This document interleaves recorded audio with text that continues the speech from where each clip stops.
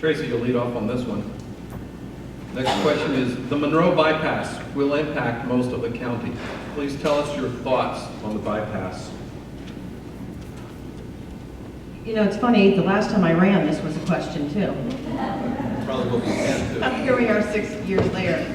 And obviously the county commission doesn't have a lot to do or anything to do with the bypass. I think the bypass can attract industry to parts of the county that aren't accessible or as accessible now. But it's not going to solve all of our traffic problems because that is a bypass, so we still have to look and take care of the roads that the people travel every day that are still congested and need repair. So I think that needs to be a focus as well. I don't know if the bypass is coming, so I would hate to build plans around that until they know what they're doing. So I basically would go back to the local road planning, things that we do know there's going to be funding for. We are a member of, used to be MUMPO when I was on it, but it's the regional planning for roads, and see if we can't get more unified and get more money for the local roads and the ones that are traveled by our citizens versus the ones that are going to be used by the trucks.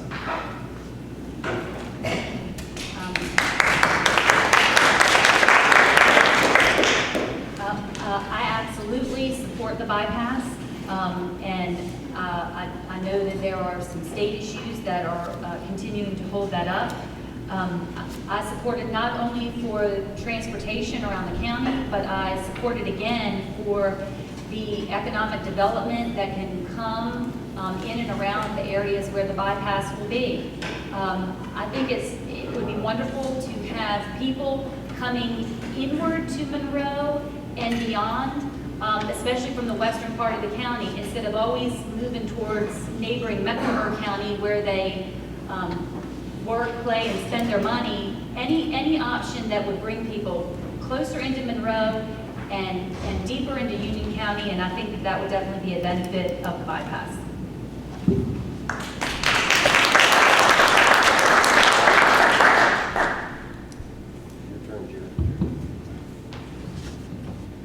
Tracy mentioned the transportation committee that we had, and based on Mr. DeBasio's suggestion, we decided we needed a transportation planner.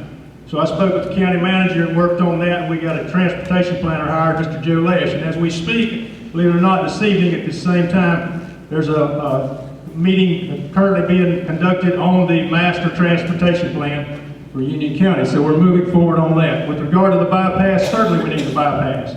We've talked about the need for commercial and industrial growth. What's the first thing those plants tell you, or those businesses tell you? They got to have an artery to the bypass. Got to have an artery to the interstate. Got to have it. And so that bypass will give us that.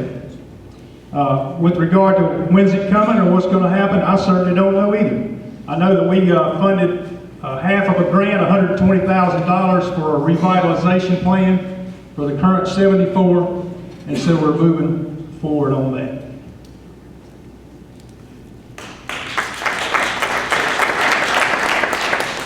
I think the bypass is a great start. We need anything we can do to help improve transportation away from the interstates. Businesses need good transportation hubs. They need easy access to the interstates. Charlotte is lucky enough to have 2 major interstates going through it. If we can get the bypass completed, have access to 485, businesses will come to Monroe. But that's just a start. We need not only the bypass, but we need other roads improved. 74, if you start from one end of the county to the other, it takes a long time to get anywhere. We need to improve that along with other roads. So I think the bypass is a great opportunity for us. It's going to bring in some business, but I also think we need to move past that and move on to other roads and start improving those as well so we can funnel some of the business back into Monroe and into Union County. Again, make it a place that we can live, work, and play. Thank you.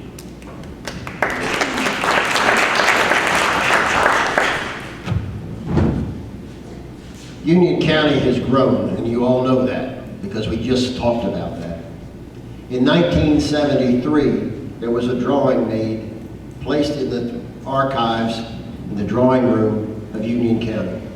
And that 1973 plan showed a bypass. And it is criminal criminal that that bypass hasn't been finished yet. You ought to be screaming about that. That bypass is long overdue, and it should have been accomplished many, many years ago. In thought, the 74 road through the county was a bypass, but in actuality, it turned out to be a service road to lots of businesses. Again, I suggest to you that the bypass is long overdue. We need to push for that issue and push it as hard as we can. And I have a good friend who's working on that issue right now, and there are some questions about who's been getting money and why it hasn't been moving. Quite frankly, most all of us know that money seems to make things talk and walk. Thank you.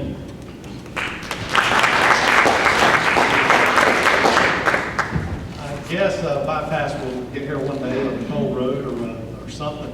It's been talked about since I was on the board in 2002. I think in the 90s they were talking about it. Land was purchased. Right now, I think some of the municipalities are talking about it and wondering if there aren't some alternatives that would be better to the bypass. So that's something I'm interested in communicating with the municipalities and seeing what they're wanting to do. We are likely to get a uniform here before we get the bypass the way it looks and like it's been going for the past few years. With that said, I heard from the grapevine today that somebody said that the hill splitter muscle, I think, has magically disappeared. If it has, and if that comes out of Washington, that there's no such thing as something I never found when I was swimming in Rocky River as a child. That's going to open up that part of Union County for tremendous growth if we're not careful in how we do it. The way you manage growth, and the only way really for the county commissioners to manage growth is with sewer. If you don't have sewer, you can't have quarter-acre lots, and that's just a fact. And that's the absolute only control that county commissioners can really have and have an effective control of 14 municipalities.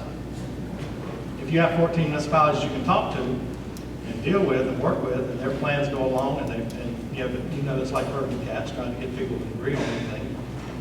That's one thing, and everybody up here is going to talk about managing growth. Ordinances have failed, impact fees have failed. All these things are going to fail. The thing that does not fail is you can't have quarter-acre lots without sewer. And the schools need some input on that. It's not fair to the schools to say, well, we can just put houses everywhere and not have them have some say in it of where those kids are going to be going to school. If you put in a new development, it's a large development, then you need to have the schools with the ability to say where those kids are going to go to school without having to disrupt the lives of the other kids in the county.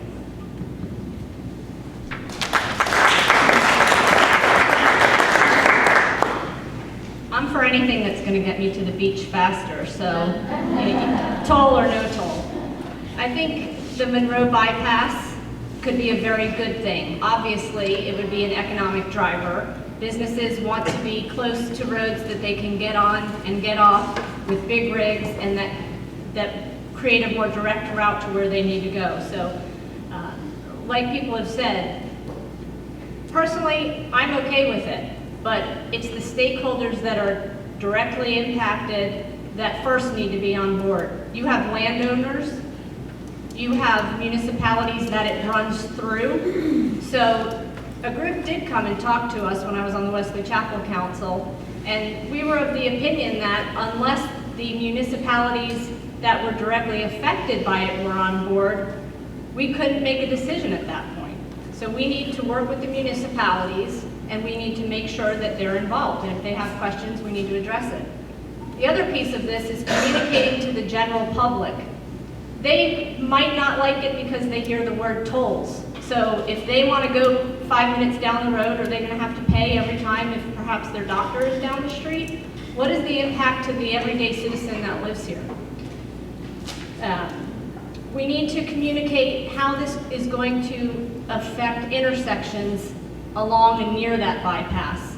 So if a bypass comes through, are there any intersection improvements to local towns? I think some people think there are, and other people think that there will not be. So we got to learn all the benefits, and we have to be proactive in communicating that to the general public.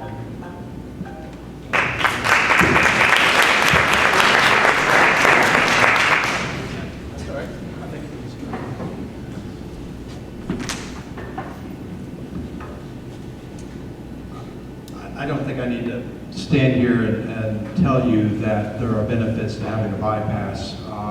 We all have traveled across the country, and we all can make the obvious assessment that where the economic development and growth is on each side of the bypass.